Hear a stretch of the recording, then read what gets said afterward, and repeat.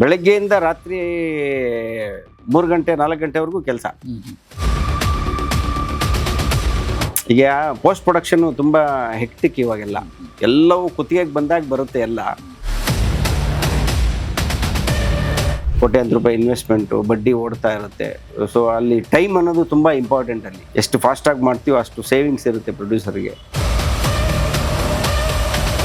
ಅಥವಾ ನನಗೊಂದು ದೊಡ್ಡ ಸ್ಟಾರ್ಗೆ ಒಂದು ಕಥೆ ಇದೆ ನನ್ನ ಹತ್ರ ಅಂದರೆ, ನಾನು ಹೋಗಿ ಹೇಳಿದಾಗ ಆ ಸ್ಟಾರ್ ಅವೈಲೇಬಲ್ ಇರಬೇಕಲ್ಲ. ನನ್ನ ಜೀವನ ನಡೆಸೋದಕ್ಕೆ ಮಿನಿಮಮ್ ಇಷ್ಟು ಬೇಕೇ ಬೇಕು. ಈಗ ನಾನು ಒಂದೂವರೆ ವರ್ಷ ಈ ಫಿಲ್ಮ್ ಮಾಡ್ತೀನಿ ಅಂದರೆ ನನಗೆ ಗೊತ್ತು ಈಗ ನನಗೆ. ಆದರೆ ಅವತ್ತಿನ ಸ್ಟ್ಯಾಂಡರ್ಡ್ಗೆ ನನ್ನ ಲೈಫ್ ಲೀಡ್ ಮಾಡೋದಕ್ಕೆ ಎಷ್ಟು ದುಡ್ಡು ಬೇಕು ಅನ್ನೋದು. ಪ್ರೊಡ್ಯೂಸರ್ಗೆ ಏಟ್ ಬಿದ್ದಾಗ ಅದರಲ್ಲಿ ಒಂದು ಅಂಶ ನಮಗೂ ಏಟ್ ಬೀಳುತ್ತಲ್ಲ. ಅದೇ ನಮ್ದು ಏನಾದ್ರು ಹೋಗುತ್ತೆ, ನಮ್ಮ ಬುಡಕ್ಕೆ ಬೆಂಕಿ ಬೀಳುತ್ತೆ ಅಂತ ಗೊತ್ತಾದ್ರೂ ಎಲ್ಲ ಎಚ್ಚರಿಕೆಯಿಂದ ಇರ್ತಾರೆ.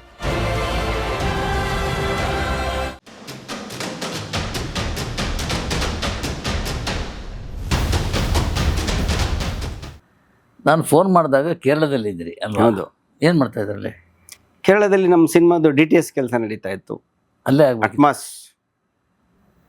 ಅಟ್ಮಾಸ್ ಈಗ DTS ಇಲ್ಲಿ ಅಟ್ಮಾಸ್ ಸ್ಟುಡಿಯೋಸ್ ಬೆಂಗಳೂರಲ್ಲಿಲ್ಲ. Okay okay.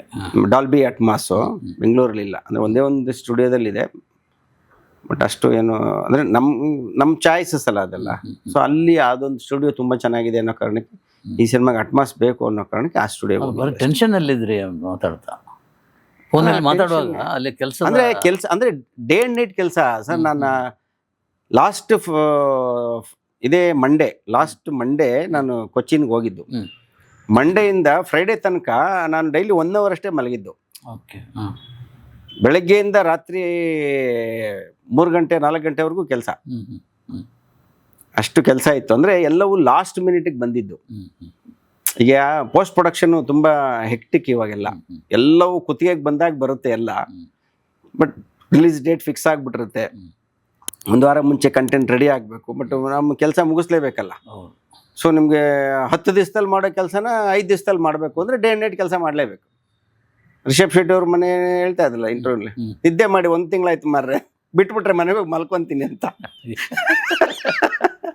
ಎಲ್ಲರದು ಅದೇ ಪ್ರಾಬ್ಲಮ್ಮು.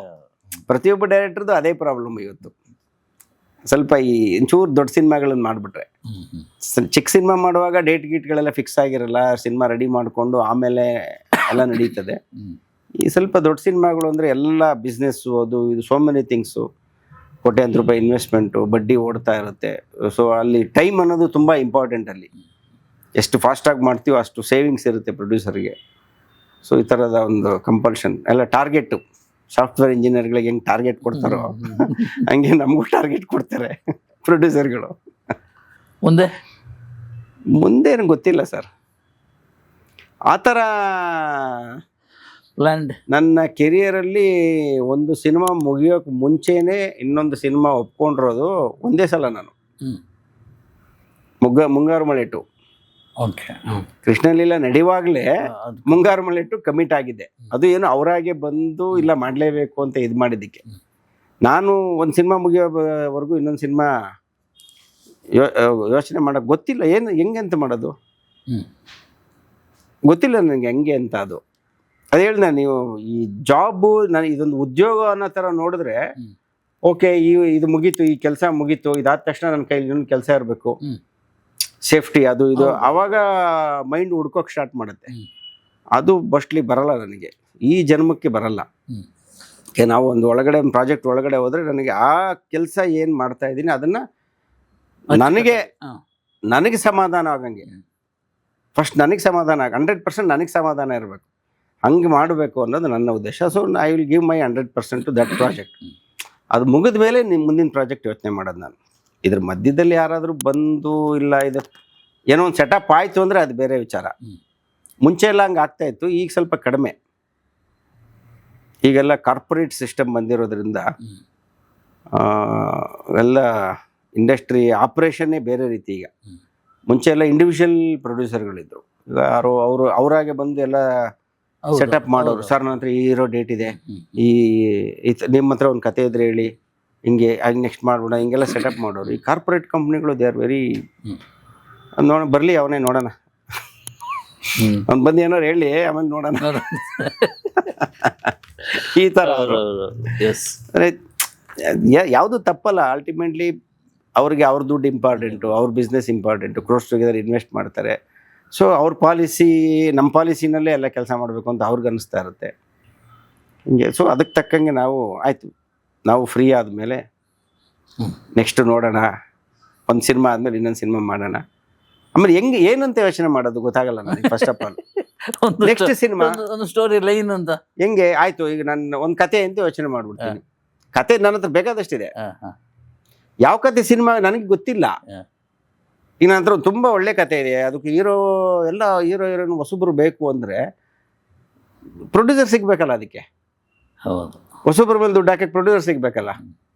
ಅಥವಾ ನನಗೊಂದು ದೊಡ್ಡ ಸ್ಟಾರ್ಗೆ ಒಂದು ಕತೆ ಇದೆ ನನ್ನ ಹತ್ರ ಅಂದರೆ ನಾನು ಹೋಗಿ ಹೇಳಿದಾಗ ಆ ಸ್ಟಾರ್ ಅವೈಲಬಲ್ ಇರಬೇಕಲ್ಲ, ಅಥವಾ ಆ ಸ್ಟಾರ್ಗೆ ನಾನು ಹೇಳಿದ ಕತೆ ನಾನು ಒಪ್ಕೋಬೇಕಲ್ಲ. ಒಪ್ಕೊಂಡ ಮೇಲೆ ತಾನೇ ಅದೆಲ್ಲ. ಅದು ಗೊತ್ತಿಲ್ಲ, ಅದು ಆ ಥರದ ಇದರಲ್ಲಿ. ಸೊ ಗೊತ್ತಿಲ್ಲದಲ್ಲೇ ಇರೋದ್ರು ಯಾಕೆ ತಲೆ ಕೆಡಿಸ್ಕೋಬೇಕು, ಈಗ ಏನು ಇದೆಯೋ ಇದನ್ನು ಮುಗಿಸೋಣ.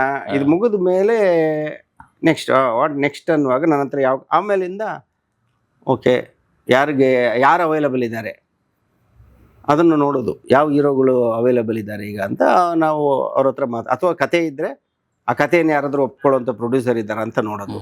ಅಥವಾ ಯಾರಾದರೂ ಅವರಾಗೆ ಬಂದಿದ್ದರೆ ಪ್ರೊಡ್ಯೂಸರು, ಅವ್ರಿಗೆ ನಮ್ಮ ಹತ್ರ ಇರೋದನ್ನೆಲ್ಲ ಹೇಳೋದು, ಕತೆ ನೋಡಿ ಇದರಲ್ಲಿ ಯಾವ್ದು ನಿಮ್ಗೆ ಇಷ್ಟ ಅದನ್ನು ಮಾಡೋಣ ಅಂತ.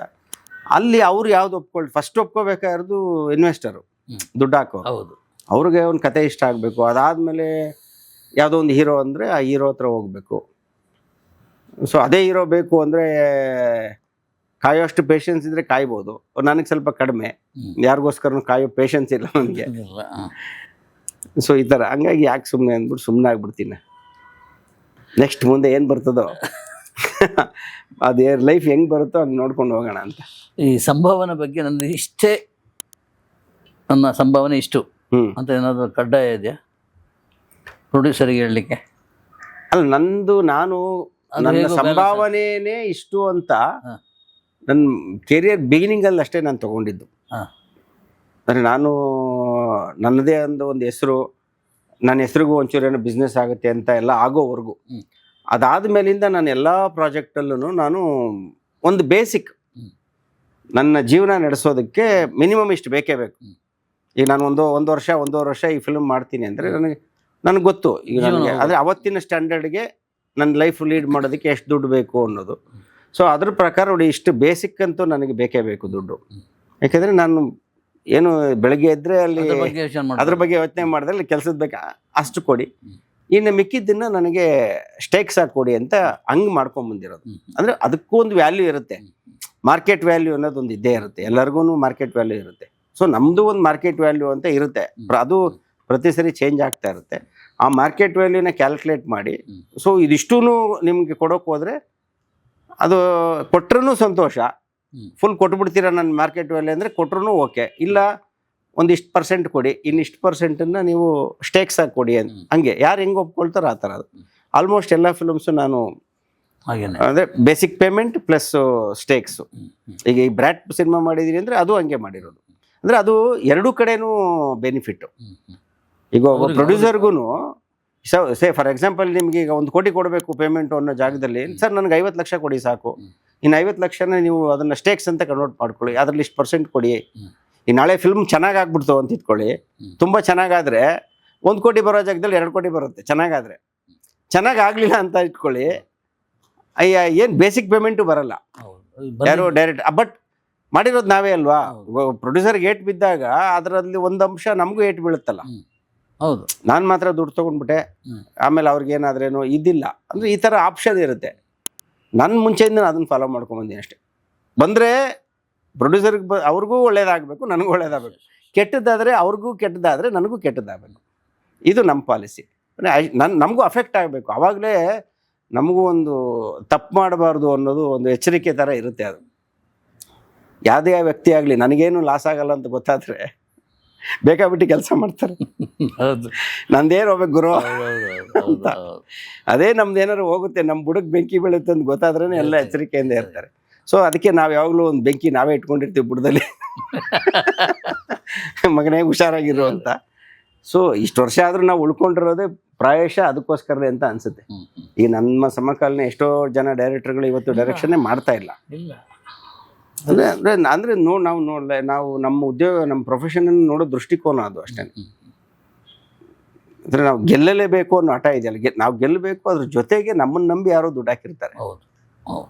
ಅಂದರೆ ಡೈರೆಕ್ಟರ್ದು ತುಂಬ ಕಾಂಪ್ಲಿಕೇಟೆಡ್ ಜಾಬ್ ಇದು, ತುಂಬಾ ಕಾಂಪ್ಲಿಕೇಟೆಡ್.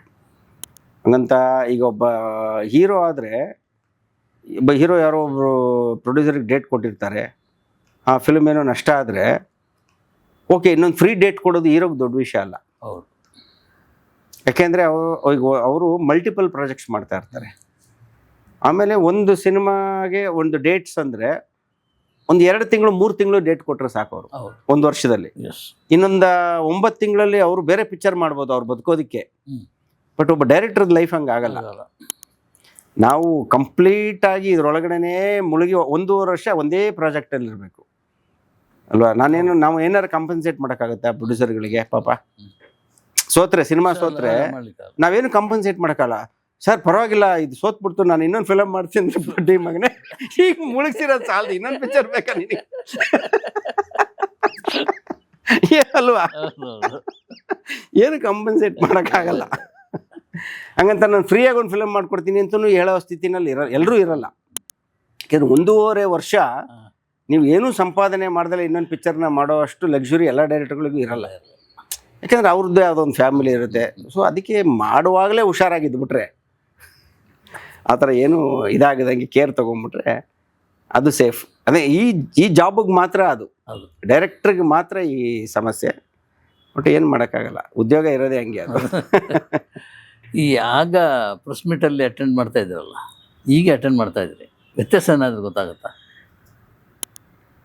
ಈಗ ಯಾರು ಪ್ರಶ್ನೆನೇ ಕೇಳಲ್ಲ ನಿಮ್ಮ ಥರ, ಎದುರುಗಡೆಯಿಂದ ಪ್ರಶ್ನೆನೇ ಬರಲ್ಲ, ಏನು ಪ್ರಶ್ನೆನೇ ಬರಲ್ಲ. ಆಮೇಲೆ ಪರಸ್ಪರ ಪರಿಚಯನೂ ಇರಲ್ಲ. ಪರಿಚಯ ಕಮ್ಮಿ, ಎಲ್ಲ ಹೊಸ ಹುಡುಗರು, ಮೊಬೈಲ್ ಇದ್ದವರೆಲ್ಲ. ಅದು ಎಷ್ಟು ಜನನಂತ ಒಂದು 100 ಜನ ಇರ್ತಾರೆ. ಹೌದು. ಈಗ ಮುಂಚೆ ಅಂದರೆ ಪ್ರೆಸ್ ಮೀಟ್ ಅಂದರೆ ಒಂದು 15ರಿಂದ 20 ಜನ. ಇವನ್ ಎಲೆಕ್ಟ್ರಾನಿಕ್ ಮೀಡಿಯಾ ಬಂದ್ಮೇಲೆ ಒಂದು 30 ಜನ ಅಷ್ಟೇ. ಅವರೊಂದು 15 ಜನ, ಇವರೊಂದು 15 ಜನ ಅಂತ. ಇವತ್ತು ರೋಡಿಗೆ ಒಬ್ಬೊಬ್ಬ ಯೂಟ್ಯೂಬರ್. ಕರೆಕ್ಟ್. ಅವ್ರು ಯಾರು ಏನು, ಆಮೇಲೆ ಇವತ್ತೊಬ್ರು ಬಂದಿರ್ತಾರೆ, ನೆಕ್ಸ್ಟ್ ಪಿಕ್ಚರ್ ಅಷ್ಟೊತ್ತಿಗೆ ಇನ್ನೊಬ್ರು ಬಂದಿರ್ತಾರೆ, ಗೊತ್ತಾಗಲ್ಲ. ಬಟ್ ಇಲ್ಲಿ ಇದ್ದಾರೆ ಈಗ ಎಲೆಕ್ಟ್ರಾನಿಕ್ ಮೀಡಿಯಾದಲ್ಲಿ ಮತ್ತು ಪ್ರಿಂಟ್ ಮೀಡಿಯಾದಲ್ಲಿ ಇರುವಂಥವರೆಲ್ಲ ಅವಾಗಿಂದ ಯಾರು ಫ್ರೆಂಡ್ಸ್ ಇದ್ದಾರೆ, ತುಂಬ ದಿನಗಳಿಂದ ಇರೋರೆಲ್ಲ ಈಗಲೂ ಪರಿಚಯನೇ. ಅವ್ರ ಜೊತೆ ಎಲ್ಲ ಹಂಗೆ ಒಡನಾಟ ಹಂಗೆ ಇದೆ. ಈ ಯೂಟ್ಯೂಬರ್ಸ್ ಅದು ಇದು ಗೊತ್ತಾಗಲ್ಲ, ಅವ್ರು ಯಾರೋ ಬರ್ತಾರೆ, ಕೆಲವೊಮ್ಮೆ ಹೋಗ್ತಾರೆ. ನೆಕ್ಸ್ಟ್ ಅವರೇ ಆ ಯೂಟ್ಯೂಬರ್ ಬಿಟ್ಟು ಅವನು ಆಲ್ರೆಡಿ ಬೇರೆ ಏನೋ ಉದ್ಯೋಗ ಮಾಡ್ತಾ ಇರ್ತಾನೆ. ಈ ಚಾನಲ್ ಹುಡುಗರು ಅಷ್ಟೇ, ಇವತ್ತು ಈ ಪಿಕ್ಚರ್ಗೆ ಯಾವುದೋ ಚಾನಲ್ ಇರ್ತಾನೆ, ನೆಕ್ಸ್ಟ್ ಪಿಕ್ಚರ್ಗೆ ಬಂದರೆ ಅದು ಇನ್ನೊಂದು ಚಾನಲ್ ಲೋಗೋ ನೋಡಿದ್ರೆ ನಮ್ಗೆ ಗೊತ್ತಾಗೋದು. ನನಗೆ ಅದು ಹೆಸರು ಅವ್ನು ಗೊತ್ತಿರುತ್ತೆ, ಕೇಳೋದನ್ನ ಬಿಟ್ಬಿಟ್ಟಿದ್ದೀನಿ. ಇವರು ಅವನ ಹೆಸರು ಗೊತ್ತಿರುತ್ತೆ ನನಗೆ, ಲೋಗೋ ಚೇಂಜ್ ಆಗ್ಬಿಟ್ಟಿರುತ್ತೆ. ಅವ್ರು ಹೇಳಿ ಸರ್ ನಾನು ಈಗ ಆ ಚಾನಲ್ ಅಲ್ಲ, ಈ ಚಾನಲ್ ಹಂಗೆ. ಎಸ್ ಬ್ರಾಡ್, ಸಿನಿಮಾಕ್ಕೆ ಶುಭ ಹಾರೈಸ್ತಾ ನಮ್ಮ ಮಾತನ್ನು ಇಲ್ಲಿ ಮುಗಿಸ್ಬೋದು ಸರ್. ಇನ್ನು ದೊಡ್ಡ ಹಿಟ್ ಆದಾಗ ಮತ್ತೆ ನಾವು ಸೇರ್ತೀವಿ ಖಂಡಿತ ಅಲ್ವಾ? All the best. Thank you sir. Thank you.